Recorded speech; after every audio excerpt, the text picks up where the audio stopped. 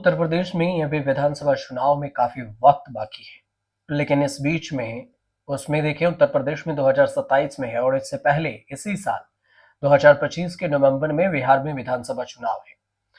लेकिन योगी कैबिनेट में जो मंत्री हैं और एनडीए के सहयोगी हैं उत्तर प्रदेश में ओम प्रकाश राजभर। ओम प्रकाश राजभर उत्तर प्रदेश की राजनीति में उथल पुथल मचाकर अब अमित शाह से मिले और इसके बाद दोनों नेताओं के बीच में आगामी बिहार विधानसभा चुनाव को लेकर बातचीत हुई। अब राजभर बिहार विधानसभा में भी कूदने की तैयारी कर रहे हैं। सुभाषपा बिहार में एनडीए के साथ चुनाव लड़ना चाहती है और इससे पहले भी वो सार्वजनिक रूप से इस बात का ऐलान कर चुकी है कि सुभाषपा बिहार की कई सीटों पर असर रखती है और उन सीटों पर चुनाव लड़ने की भी तैयारी हो रही है।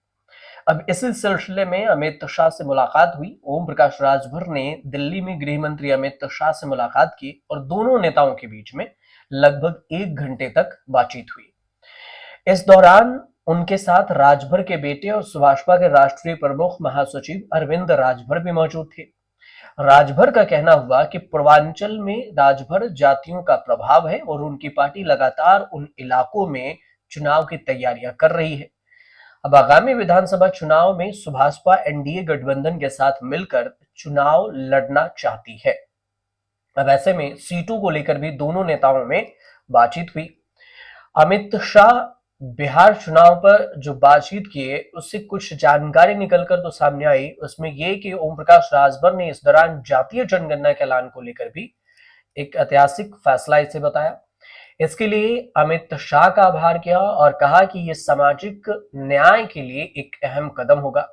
जातीय जनगणना जल्द कराने और रोहिणी आयोग की रिपोर्ट को लागू करने पर भी बातचीत की। हालांकि रोहिणी आयोग की रिपोर्ट में भी सिर्फ एससी एसटी का ही जिक्र किया गया और ओबीसी का, लेकिन जाति का जिक्र नहीं हुआ। अब इस मुलाकात के बारे में जानकारी देते हुए ओपी राजभर ने कहा कि हम उनको यानी अमित शाह को बधाई देने के लिए गए थे। अब पहला हमारा काम ये था कि जो लंबे समय से हम चाहते थे कि देश में जातिगत जनगणना हो और हम सबको न्याय मिले, वो प्रधानमंत्री मोदी के नेतृत्व में कैबिनेट ने इस पर मुहर भी लगा दी और रोहिणी आयोग के आरक्षण के संदर्भ में आदेश भी लागू हुआ है।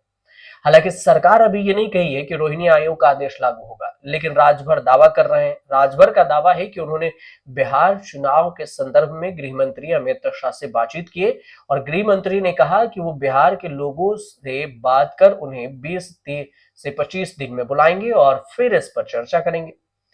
उन्होंने ये भी उम्मीद जताई कि एनडीए के साथ मिलकर चुनाव लड़ने से उनकी पार्टी बिहार में और भी मजबूत होगी। राजभर का भी कहना हुआ। लेकिन देखिए, बिहार के राजनीति में एनडीए के पास पहले से ही 4-5 सहयोगी दल हैं। उसमें बीजेपी, जेडीयू, चिराग पासवान भी है, उपेंद्र कुशवाहा भी है, हम भी है।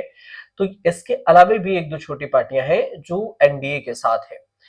दूसरी तरफ खेल ये भी चल रहा है कि चिराग पासवान कुछ मुद्दों को लेकर तेजस्वी यादव को सपोर्ट कर रहे हैं। जैसे ताड़ी को लेकर उन्होंने तेजस्वी यादव को सपोर्ट किया। इस बीच में ये भी बात सामने आ रही है कि 40 से 50 सीटों का डिमांड तेजस्वी यादव उधर अपने सीटों से करें। तो बातचीत के बीच में पता चला कि चिराग पासवान एनडीए में रख सकते हैं। अब इस सीटों का जो समीकरण है वो फंस सकता है।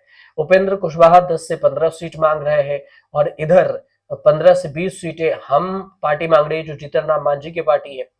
अब जेडीयू और बीजेपी ये दोनों अपने में बड़े और छोटे भाई की भूमिका निभा रही है। अब इसमें से देखना ये भी होगा कि बिहार विधानसभा चुनाव में ओपी राजभर को उतार कर कहीं बीजेपी एक नई रणनीति तो नहीं चल रही है, ताकि राजभर भी वहां उतरे और उसकी जो सीट है वो जेडीयू को काट निकाले या फिर चिराग पासवान के लिए भी मुश्किल खड़ा कर सकता है, क्योंकि चिराग पासवान की राजनीति दलित वोटों की राजनीति रही है।